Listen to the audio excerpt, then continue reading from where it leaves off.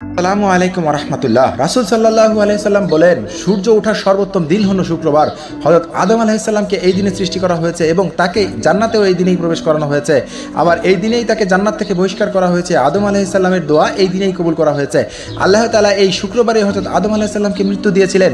তিরমিজি শরীফে বর্ণনা করা হয়েছে, শুক্রবার কোনো মুসলমান মারা গেলে কবরের ফিতনা থেকে সে রক্ষা পাবে। রাসূল সাল্লাল্লাহু আলাইহি সাল্লাম তার উম্মতকে সরাসরি জুমার দিনের তার উপর সালাওয়াত পাঠ করার পরামর্শ দেন।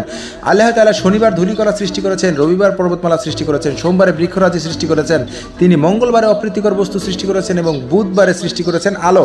বৃহস্পতিবার সৃষ্টিকর্তাকে ছড়িয়ে দিয়েছেন। আদম আলাইহিস সালামকে শুক্রবার আসরের পরে সৃষ্টি করেছেন। আর এই শুক্রবারেই অর্থাৎ জুমার দিনেই কিয়ামত সংঘটিত হবে। হে আল্লাহ, আমাদের সবাইকে শুক্রবারের আমল সঠিকভাবে করার তৌফিক দান করুন, আমিন। আসসালামু আলাইকুম রহমতুল্লাহ। রাসূল সাল্লাল্লাহু আলাইহি সাল্লাম বলেন, সূর্য ওঠার সর্বোত্তম দিন হলো শুক্রবার। হযরত আদম আলাইহিস সালামকে এই দিনে সৃষ্টি করা হয়েছে এবং তাকে জান্নাতেও এই দিনেই প্রবেশ করানো হয়েছে। আবার এই দিনেই তাকে জান্নাত থেকে বহিষ্কার করা হয়েছে। আদম আলাইহিস সালামের দোয়া এই দিনেই কবুল করা হয়েছে। আল্লাহ তাআলা এই শুক্রবারে হযরত আদম আলাইহিস সালামকে মৃত্যু দিয়েছিলেন।